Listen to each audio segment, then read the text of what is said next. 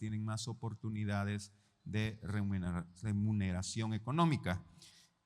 Lo lamentable de esto es que muchas de estas personas realmente no practican lo que enseñan, no están convencidos de lo que ellos están transmitiendo y su único objetivo es obtener los beneficios.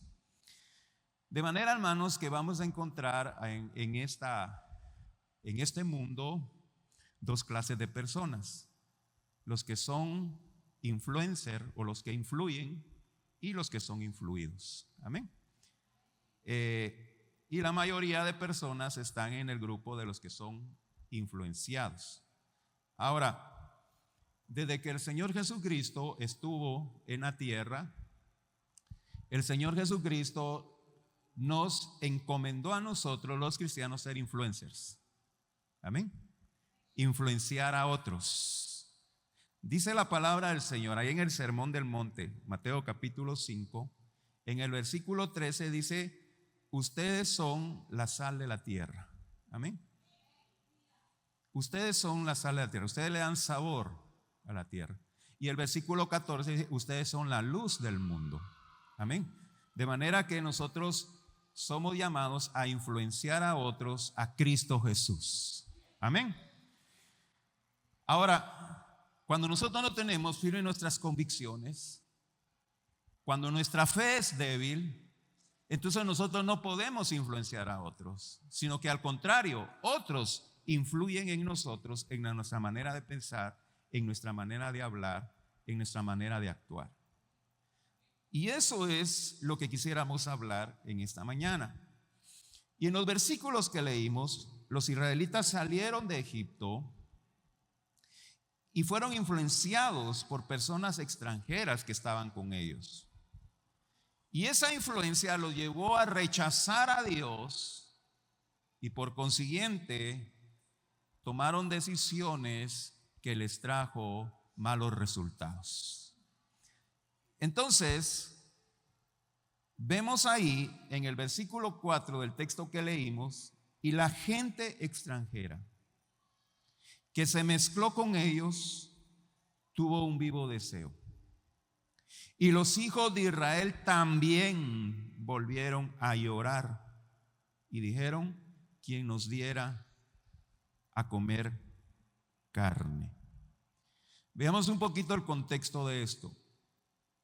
Cuando Israel estaba esclavo en Egipto, no eran el único pueblo que estaba esclavo en Egipto.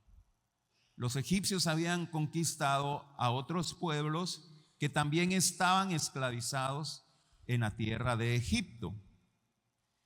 De manera que cuando Dios rescató a su pueblo de la esclavitud de Egipto, estas otras personas extranjeras aprovecharon también a salir del yugo de esclavitud. Recuérdense que después de esas 10 plagas, Egipto quedó totalmente arrasado.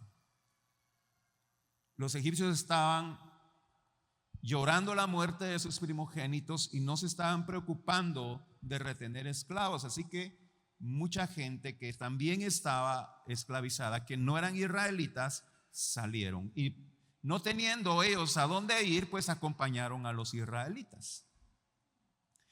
Debemos de tomar en cuenta que esta gente no conocía a Dios. Ellos adoraban otros dioses. Esta gente estaba con los israelitas porque les convenía, estaban teniendo beneficio de ellos, que era su libertad, pero ellos no iban por el desierto por convicción. Amén. Espero que podamos entender esto. Esta gente no tenía una esperanza de una tierra prometida. Estos extranjeros no tenían una meta, no tenían un propósito, no miraban más allá de decir: vamos a la tierra que fluye leche y miel. Para estos extranjeros, ellos vivían la vida viendo que obtenían, eran como una hoja seca llevada por el viento. Donde el viento la llevara, estos extranjeros iban. No teniendo ellos una meta, un propósito, una esperanza, las condiciones en el desierto eran mucho peores que las condiciones en Egipto. Amén. ¿Va conmigo?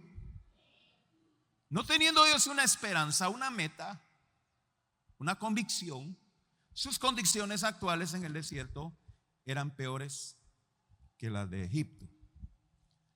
Ahora, estos extranjeros en el pueblo de Israel son para la iglesia lo que el Señor dijo en Mateo capítulo 13, la cizaña, ¿verdad? El trigo y la cizaña crecen juntos.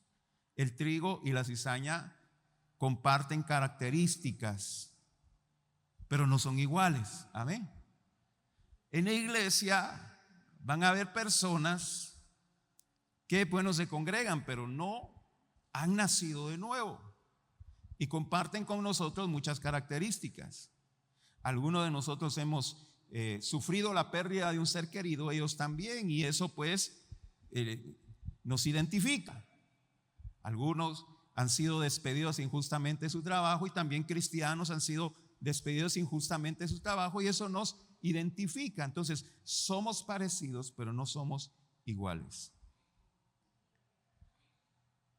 Y estos extranjeros empezaron a influenciar negativamente a los israelitas. Vuelvo a repetir, ellos no tenían una esperanza de una tierra prometida. Y al no tener esa esperanza de la tierra prometida, su condición actual, ellos la miraban peor. Y empezaron ellos a añorar aquellos alimentos que consumían en Egipto y que ahora no tenían.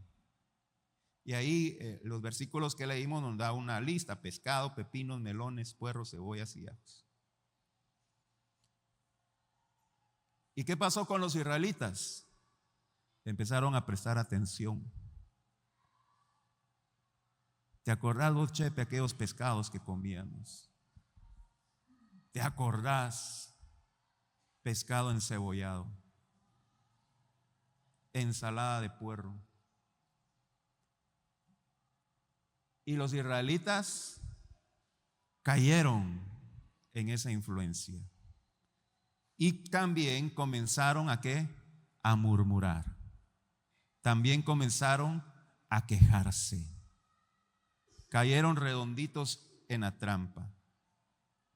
Ellos se olvidaron, escúchame bien, se olvidaron totalmente de la opresión que sufrían en Egipto. Se olvidaron de las limitaciones que tenían en Egipto, pues eran esclavos. Se olvidaron de la violencia que sufrían en Egipto.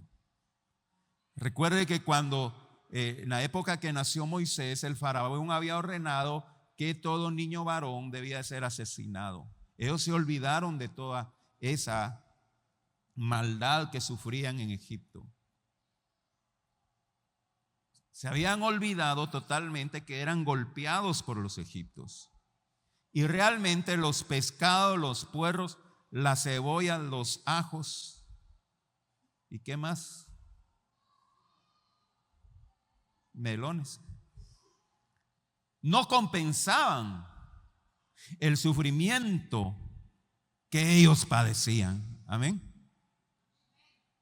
Podían comer melones, pero eran golpeados injustamente. No tenían libertad, tenían que esconder a sus niños. De manera que el Salmo 106:21 hace esa declaración. Olvidaron al Dios de su salvación, que había hecho grandezas en Egipto. Se olvidaron de Dios. Se olvidaron. ¿Se dan cuenta, hermanos, cómo ciega nuestra mente la codicia, la inconformidad? ¿Cómo ciega nuestra mente? Dejamos de ser agradecidos.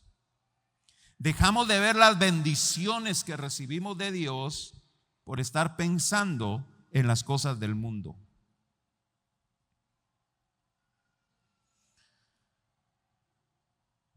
Israel, escúcheme bien, iba hacia una tierra prometida. Israel iba hacia una tierra que fluía leche y miel, literalmente. Así porque cuando Absalón se había rebelado contra David, en 2 Samuel,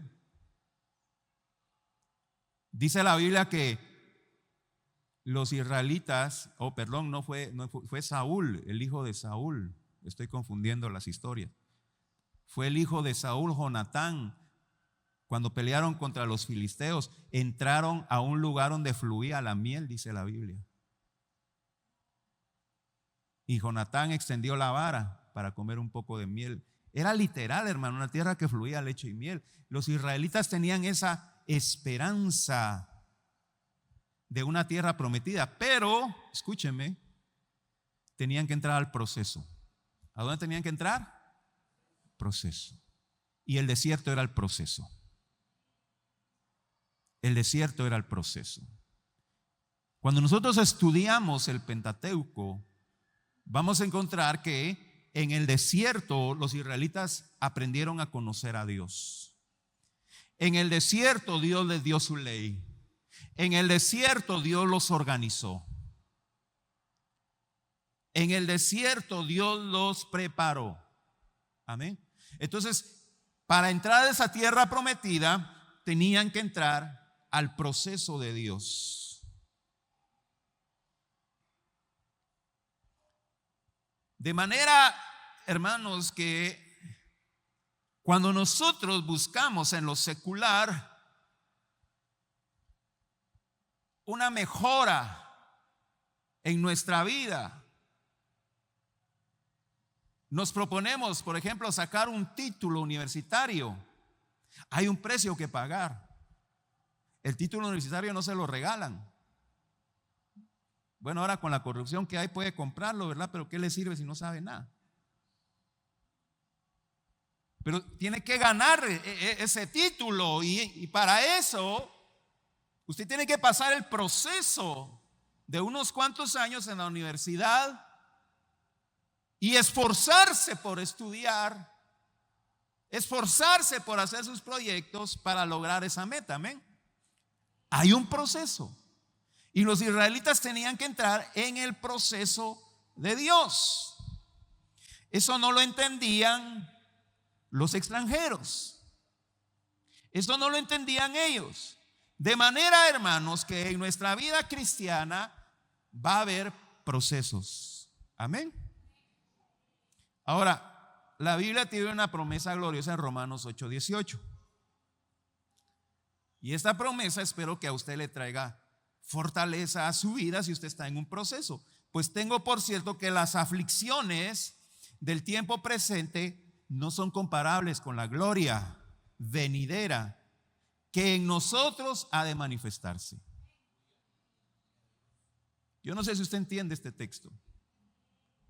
El proceso, mire para acá por favor, el proceso en el que usted está padeciendo ahorita no se compara con lo que usted va a disfrutar. Amén. El proceso que los israelitas estaban atravesando en el desierto no se comparaba con lo que iban a disfrutar en la tierra prometida. Pero eso no lo entendían los extranjeros. Eso no lo entendían ellos. Eso no lo esperaban ellos. Podían haberlo recibido, pero no lo esperaban. No era esa su convicción. Y entonces para ellos era fácil volver atrás y añorar un pescado y no desear una tierra que fluye leche y miel. Yo no sé si usted me está entendiendo esta mañana. De manera que esos extranjeros se mueven hoy día en el pueblo de Dios. Al no tener estos extranjeros una esperanza de salvación y vida eterna, influyen en los escogidos de Dios para que murmuren, para que añoren los placeres del pecado, para que dejen de mirar a la meta que es Cristo Jesús, puesto los ojos en Jesús, autor y consumador de la fe. Estos extranjeros, esta cizaña no tiene esa meta, no está mirando al consumador de su salvación, está pensando en otras cosas. Y viene e influencia a la iglesia, influencia al cristiano para que el cristiano deje de ver esa meta. Y en lugar de esperar una tierra prometida, en lugar de esperar una patria celestial, una vida eterna, están volviendo atrás para ver los efímeros placeres del mundo.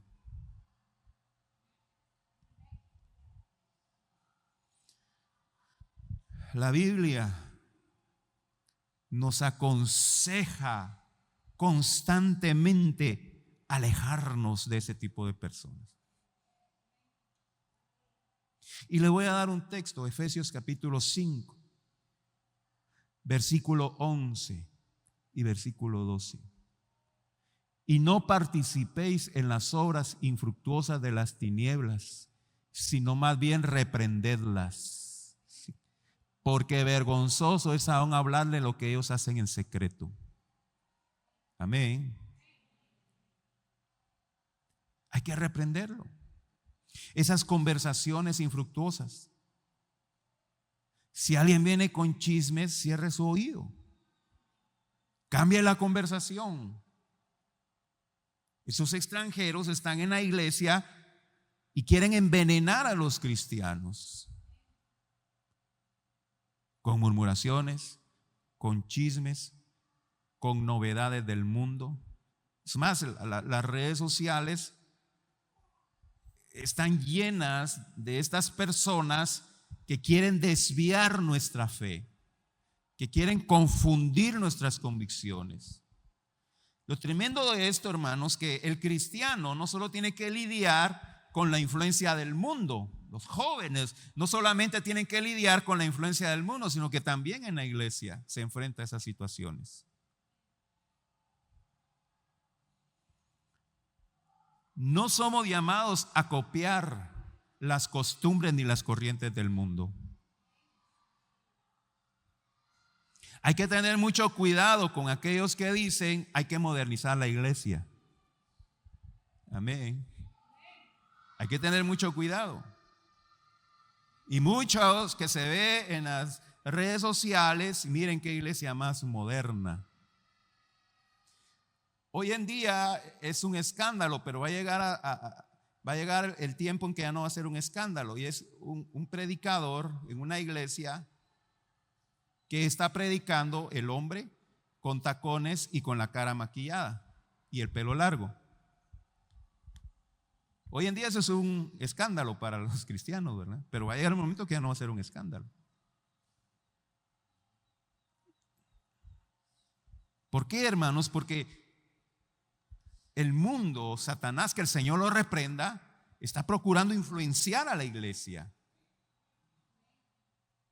Está procurando que la iglesia siga las corrientes del mundo, la música del mundo, las costumbres del mundo. Y los cristianos, como estos israelitas, están dejando de influenciar negativamente. Ahora, es cierto que los israelitas estaban en el desierto. Es cierto que los israelitas estaban sufriendo algunas carencias. Y voy a poner entre comillas carencias. Es cierto. De manera que humanamente el pueblo de Dios no tenía oportunidad de sobrevivir en el desierto. Pero Dios fue su proveedor. Jehová Jireh. Jehová Jireh.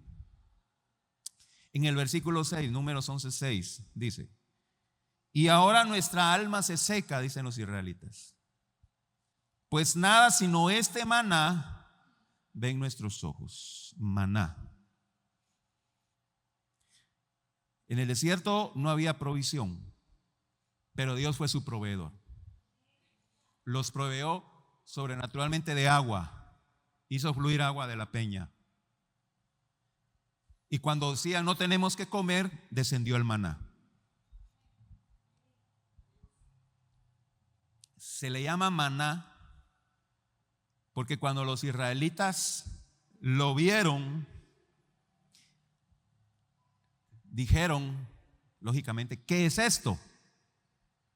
Vieron el maná y dijeron, ¿qué es esto? Y esa es la palabra hebrea maná. ¿Qué es esto? Maná. Maná. ¿Qué es esto? Por eso se llama maná. Significa, ¿qué es esto? Y el maná, hermanos, era un alimento único. No ha existido ni existirá otro alimento igual que el maná. Era alimento del cielo. Éxodo 16:31 dice que el maná tenía sabor como hojuelas de miel. Ahí al final dice, su sabor como de hojuelas de miel.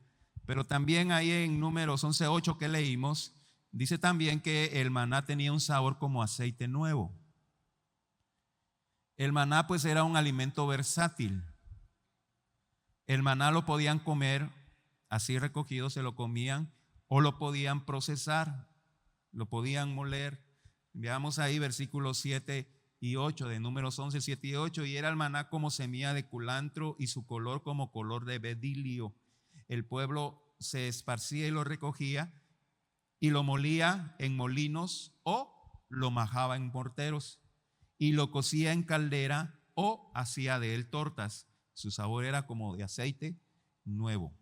Entonces era un alimento versátil, podían hacer diversas preparaciones con el maná y era un sabor delicioso. Amén. Siendo el maná alimento del cielo, era completo y suficiente para nutrir, para alimentar, para proveer la energía y las vitaminas que el pueblo de Dios necesitaba. El maná era un superalimento. Amén. No lo superaba ni el aceite de hígado de bacalao que nos daban a nosotros de niños. Ahora ya no se acostumbra a eso, ¿verdad? Antes decía, tome su aceite de hígado de bacalao.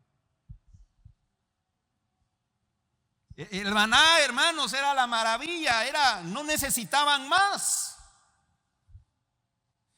No había ni habrá jamás ningún alimento en esa tierra que se podrá comparar con el maná, mucho menos superarlo. Escúcheme bien, los israelitas estaban rayados, hermanos, con el maná. El maná era mucho mejor que el pescado, que los puerros, que los melones, que las cebollas, que los ajos y no sé cuántas cosas más comían en Egipto. Qué dichosos los israelitas, ¿verdad? Pero lo estaban despreciando. Lo estaban despreciando. Y ahora nuestra alma se seca, pues nada sino este maná en nuestros ojos, con desprecio miran el maná. El maná, hermanos, es figura de Cristo. Juan 6:58, este es el pan que descendió del cielo, no como vuestros padres comieron el maná y murieron. El que come de este pan vivirá eternamente, dice el Señor. Entonces el Señor dice, yo soy el verdadero pan del cielo. Porque los israelitas en esa ocasión le estaban pidiendo al Señor, muéstranos pues señales, haz descender maná. No, le dice el Señor, si ustedes comen el maná se van a morir, pero si ustedes comen de este pan vivirán eternamente. Cristo es el pan del cielo, es figura, el maná es figura de Cristo. De manera que ahora los israelitas estaban despreciando ese alimento especial por la influencia, escúcheme bien, de los extranjeros. Por la influencia de los extranjeros. Satanás procura influenciar a los cristianos a través de otras personas a despreciar a Cristo por las miserias de este mundo, por los placeres de este mundo, por las corrientes de este mundo. Iglesia, esta mañana el Señor nos está hablando. Y el Señor nos está diciendo, no desprecies a Cristo por las baratijas de este mundo. Yo sé que cuando estudiamos nosotros, nos enseñaban que cuando vinieron los españoles a América, nuestros antepasados andaban con sus aretes de oro, sus cadenas de oro, brazaletes de oro. Y vinieron los españoles y enseñaron espejitos, ¿verdad? Mira, te miras ahí vos. dame tu oro y te doy mi espejo. Y sí, dijeron los antepasados, ¿verdad? Le daban el oro por un espejo. Y así son muchos cristianos. Desprecian a Cristo por las baratijas de este mundo. Por eso, hermanos, nosotros en nuestra casa tenemos muchos espejos, pero no tenemos oro.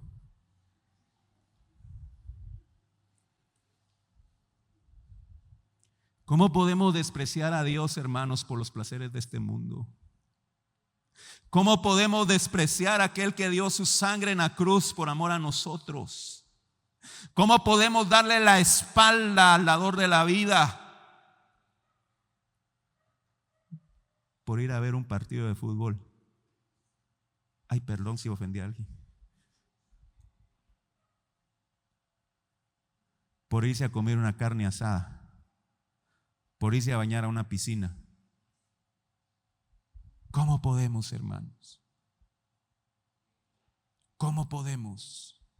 Estamos despreciando el pan del cielo.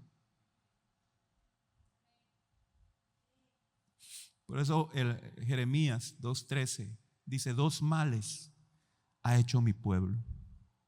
Me despreciaron a mí, fuente de agua viva, y cavaron cisternas que no retienen agua. Despreciamos la fuente de vida por miserias de este mundo, influenciados por extranjeros. Pero sigamos adelante, hermanos. Vamos a leer Números 11, versículo 31. Versículo 31 al 34, vamos a leer.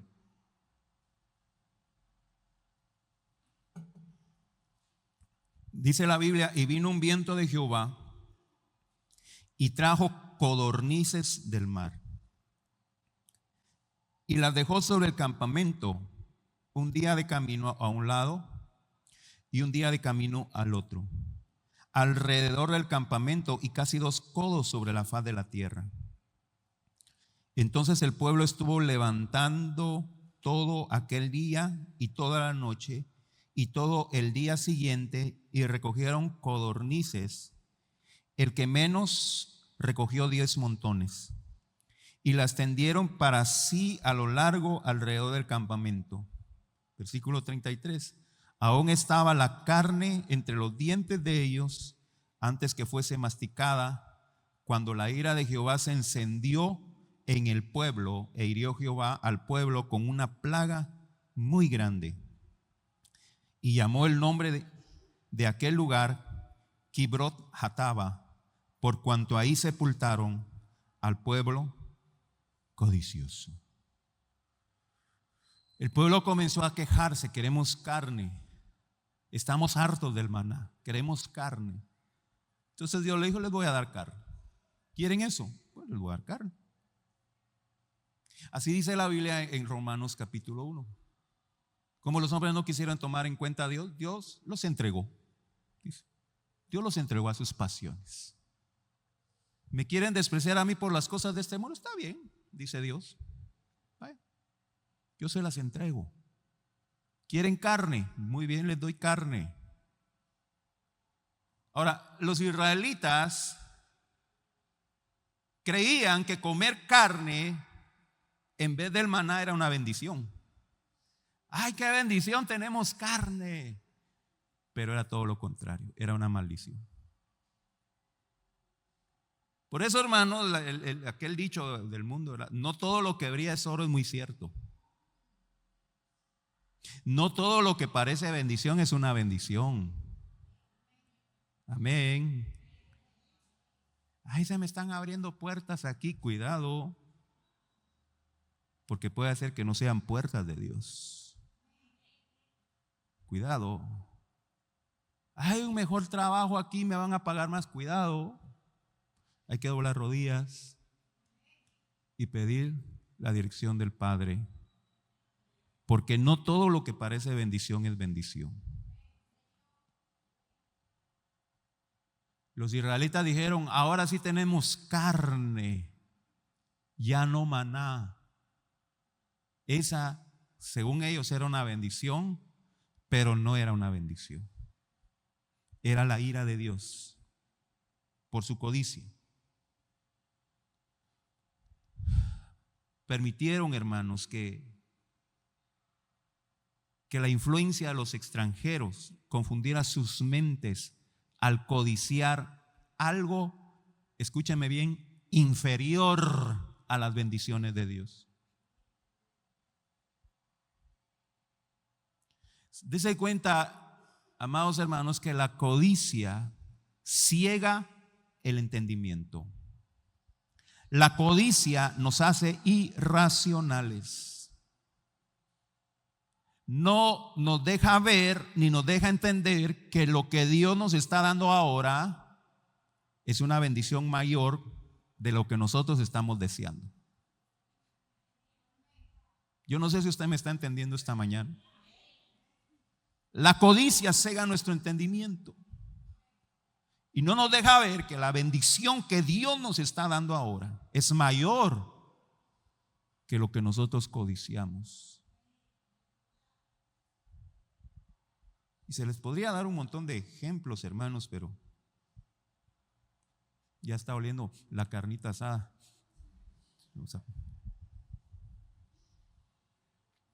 Josué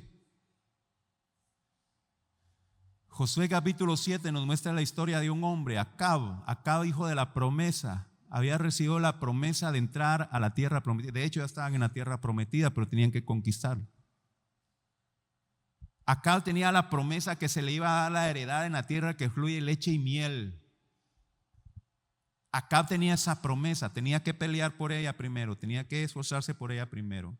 Y Dios le dice a los israelitas: van a ir a conquistar Jericó, pero ustedes no pueden tomar nada de ahí. No pueden quedarse ni con una aguja, porque todo eso es mío, dice el Señor. Todo es mío, nada para ustedes. Pero dice que Acab codició un manto babilónico, codició oro y codició plata que vio ahí y lo agarró y lo escondió. Dese cuenta, hermanos, por favor entendamos bien esto, que Acab estaba agarrando algo de mucho menor valor de lo que Dios le iba a dar. Amén. Acab estaba tomando algo mucho menos valioso de lo que Dios le iba a dar, movido por su codicia. Porque él mismo dice: lo vi, lo codicié y lo tomé. El mismo Acab lo dice. De manera, hermanos, que esa codicia de Acab lo llevó no solamente a perder el manto babilónico, el oro y la plata, sino también su herencia en la tierra prometida. No solamente su herencia, sino que también la vida eterna.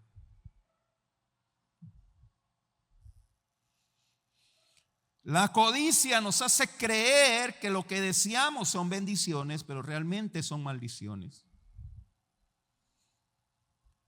De manera que los israelitas agarraron codornices, hermanos, a montones, y empezaron pues a comer carnes. Y aún, dice la Biblia, estaba la carne entre sus dientes cuando la ira de Dios se encendió sobre ellos. Y murieron ahí por su codicia. Y por eso al lugar le pusieron de nombre Kibrot Hatava. Kibrot Hatava significa tumba de los codiciosos. Cuidémonos, hermanos. Influencias extranjeras. Cuidémonos, hermanos, de la codicia. ¿Cuántos quieren ser bendecidos? Sinceramente, ¿cuántos quieren ser bendecidos? Y Dios los va a bendecir. Pero tengan paciencia.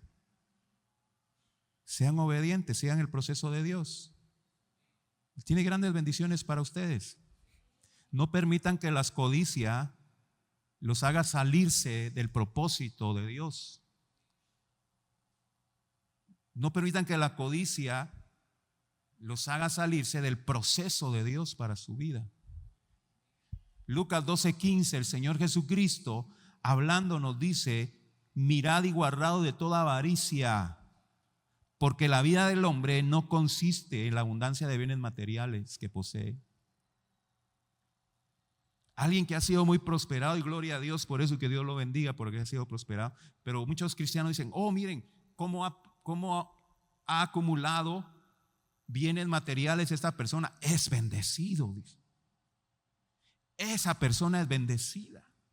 Pero viene el Señor y nos dice: la vida del hombre no consiste en la abundancia de bienes materiales que posee. Lo más importante, hermanos, es caminar dentro del propósito de Dios. No se trata de que la carne que comieron los israelitas era mala, o no se trata de que las riquezas materiales que el Señor puede darnos sean pecado. No, no es pecado. Amén. Y va a llegar el momento en que los israelitas iban a comer carne. Amén. Y va a llegar el momento en que iban a comer carne. Ahora muchos de ustedes dicen: Señor, bendíceme, ayúdame, y se les presenta la tentación, y se les presenta la influencia de los extranjeros, y se presenta la codicia para desviarse del propósito de Dios y no seguir en el proceso de Dios para su vida. Y no es malo, hermanos, que nosotros anhelemos un mejor bienestar económico. No es malo. Y por eso nos esforzamos. Lo malo es la codicia, que nos lleva a tomar decisiones fuera del propósito de Dios.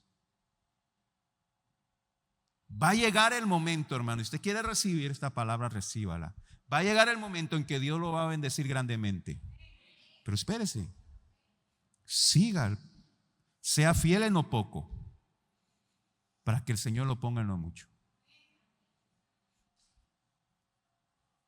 Le voy a contar una anécdota sencilla que me pasó a mí hace un par de años cuando era niño. Amén. Tenía, no sé, quizá unos 10 años o unos 11 años. Y en aquella época empezaban a traer los tenis de marca aquí a Guatemala. Mi papá tenía a sus primas que ellas nos traían tenis. Y a mí me agarró la desesperación que quería mi par de tenis, ¿verdad?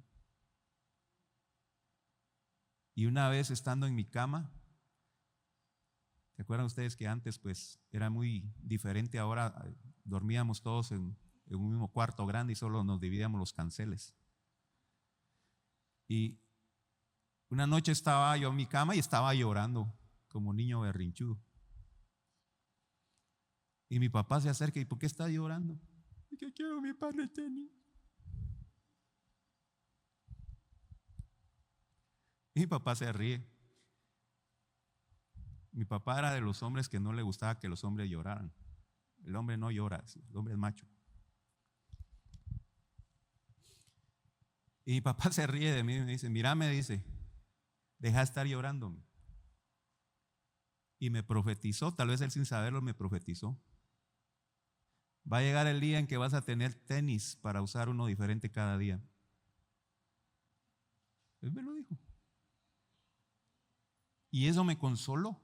Y eso me tranquilizó y dejé de llorar. Y llegó el tiempo, hermanos, que esa palabra se cumplió. Amén. Llegó el tiempo que esa palabra se cumplió. Y eso es lo que el Señor te quiere decir en esta mañana. Deja de llorar. No te desesperes. Va a llegar el tiempo en que Dios va a conceder las peticiones de tu corazón, pero tienes que seguir en el proceso. No prestes atención a voces. Esfuérzate en lo que estás haciendo. Busca del Señor, obedece al Señor, humíllate delante del Señor. Ten paciencia, espera. Los que miraron a Él fueron alumbrados y sus rostros no fueron avergonzados. Amén. Llegará el momento. Veamos la actitud de los israelitas. No fueron prudentes, no fueron sabios, prestaron oído a los extranjeros, por eso fueron extraviados. Y Dios no quiere que eso nos pase a nosotros. Por eso dice la Biblia, las cosas que antes se escribieron para nuestra instrucción fueron escritas. Aprendamos, hermanos. Hoy en día hay muchos extranjeros en la iglesia. Hoy en día hay mucha cizaña en la iglesia que con sus comentarios negativos, con las añoranzas de los placeres del mundo que dejaron atrás, están influenciando y haciendo caer a muchos escogidos. 1 Corintios 15:33 dice: no erremos, las malas conversaciones corrompen las buenas costumbres. No erréis. Las malas conversaciones. Si los muchachos me pueden buscar ahí la cita de 1 Corintios 15:33, por favor. Ahí está. No erréis, las malas conversaciones corrompen las buenas costumbres. Perseveremos en la oración. Perseveremos en el estudio de la palabra. Perseveremos, hermanos, en congregarnos. La Biblia nos dice en 1 de Pedro 5:8 que Satanás, que el Señor lo reprenda, que como león rugiente anda viendo a quién devorar. Sobre todo seamos agradecidos. ¿Cuántos pueden levantar su mano y decir: gracias, Señor, por lo que me das? Gracias por lo que tengo. Dale gracias al Señor. Dele gracias por lo que tiene. Tal vez otros aparentemente tienen cosas mejores, pero lo que usted tiene es una bendición. Es una bendición y es lo que usted necesita ahora. El salmista dice: por poco resbalaron mis pies cuando vi la prosperidad de los impíos. Y más adelante dice: hasta que vi el final de ellos. Tengamos paciencia, hermanos. Seamos agradecidos. No codiciemos más de lo que el Señor nos da. Trabaje. Si usted no está trabajando, ore al Señor por un trabajo. Trabaje con alegría. Trabaje como para el Señor, no para los hombres. Haga bien su trabajo. Levántese temprano, doble sus rodillas, ore y salga contento a trabajar, dándole gracias a Dios por su trabajo. Haga su trabajo lo mejor que pueda. Y llegará el momento en que Dios lo va a honrar. Amén. Yo termino con este texto, Hebreos 13:5. Sean vuestras costumbres sin avaricia, contentos con lo que tenéis ahora. Porque Él dijo: no te desampararé ni te dejaré. Amén. Agarre esas promesas. Amén. Gloria al Señor. Gloria a Jesús. Póngase de pie, iglesia.